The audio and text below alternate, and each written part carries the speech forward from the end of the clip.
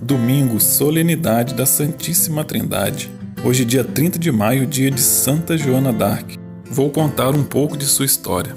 Essa foto aqui é de Santa Teresinha vestida de Santa Joana d'Arc numa peça de teatro. Santa Teresinha amava Joana d'Arc e tinha uma profunda devoção pela santa medieval. Joana nasceu em 1412, no vilarejo de Domremy, pertencente ao Ducado de Lorena, na França.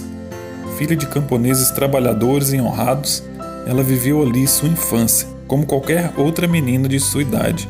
Ocupava-se de trabalhos domésticos e às vezes pastoreava rebanhos de ovelhas do pai. Desde a infância, Joana demonstrava uma piedade singular. Sentia-se atraída à contemplação. Gostava de subir a lugares elevados para contemplar o panorama. Gostava muito de participar das celebrações na igreja e teve grande interesse em aprender o catecismo e a doutrina católica. Aos 13 anos, Joana começou a ouvir uma voz que lhe orientava no caminho de Deus. Veja como ela mesma narrou esses fatos com muita simplicidade. Quando eu tinha mais ou menos 13 anos, ouvi a voz de Deus que veio ajudar-me a me governar. Eu ouvi a voz do lado direito quando ia para a igreja. Depois que ouvi esta voz 3 vezes, percebi que era a voz de um anjo. Ela me ensinou a me conduzir bem e a frequentar a igreja.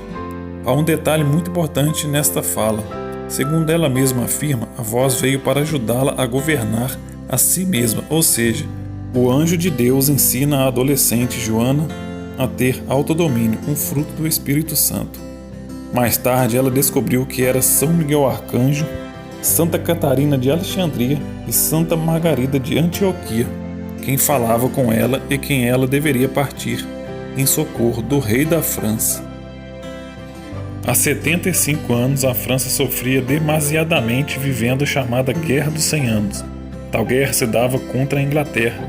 A França, então, um dos grandes países católicos, sofria tentativa de invasão por parte dos ingleses desde 1337.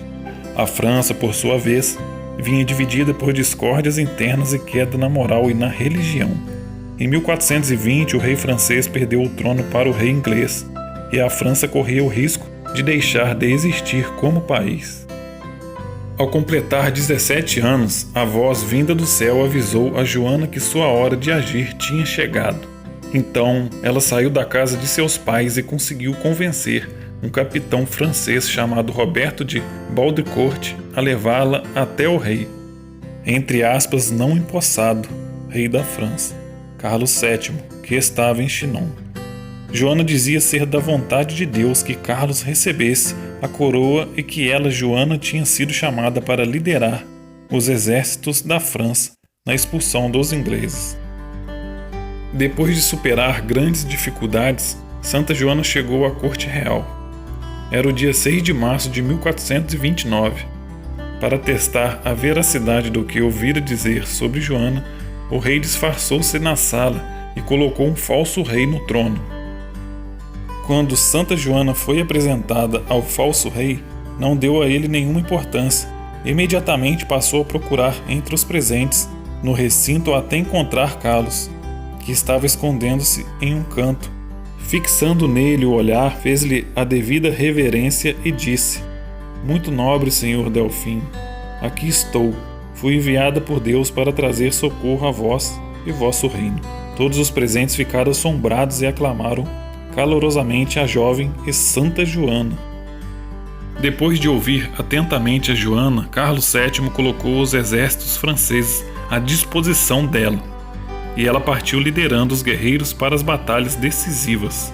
A presença de Santa Joana, virgem cheia de inocência, sabedoria e força, impunha grande respeito e dava novo ânimo aos soldados.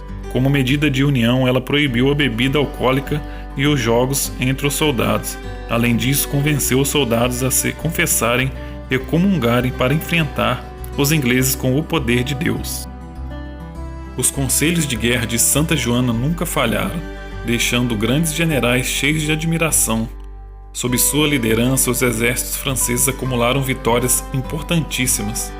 Em meio às batalhas, ela sempre portava um estandarte com a imagem de Cristo e os nomes Jesus e Maria. Graças a Santa Joana d'Arc, o ideal de unificação renasceu na França, bem como a esperança de reconquistar o que tinha sido perdido para os ingleses. Por isso, o povo não se cansava de manifestar gratidão e apoio a Santa Joana. Graças à liderança de Santa Joana d'Arc, Carlos foi coroado em 17 de julho de 1429. Ela estava lá a seu lado portando seu estandarte. Embora alguns territórios estivessem ainda sob o domínio inglês, o reino da França tinha sido restaurado graças a Santa Joana d'Arc. Carlos VII, sentindo-se firme e poderoso no trono, esqueceu-se da gratidão que devia a Santa Joana d'Arc e abandonou-a. Ela, por sua vez, continuou a luta por amor a seu país e para ver seu povo livre dos sofrimentos impostos pelos ingleses. Assim, na tentativa de salvar a cidade de Compiègne na mão dos ingleses, ela acabou presa e levada a um falso tribunal de inquisição chefiado por um bispo corrupto, que recebera grande soma para condenar a santa. Assim, apesar da defesa feita assombrosa pela própria Joana, inspirada por Deus, sem um defensor do Estado a quem tinha direito, ela foi condenada por bruxaria e heresia. Assim, Santa Joana d'Arc recebeu a pena de ser queimada em praça pública. Aconteceu no dia 30 de maio de 1431, quando ela tinha apenas 19 anos. Amarrada no meio das chamas, com os olhos fixos em seu crucifixo, ela entregou sua vida sem esmorecer, cumprindo sua missão e afirmando crer naquela voz do anjo que guiou seus passos e libertou a França através dela. Conta-se que o poste onde estava amarrada Santa Joana caiu nas chamas, mas mesmo assim a ouviram gritar 6 vezes Jesus. Os ingleses lançaram as cinzas dela no rio Sena. Sem derramar uma só gota de sangue, Santa Joana manteve-se sempre em oração. Com um exército de 5.000 soldados até então sempre abatidos, a santa estabeleceu uma série de vitórias. Em 1909, foi beatificada por São Pio X e no ano de 1920 foi canonizada pelo Papa Bento XV. Oração a Santa Joana d'Arc.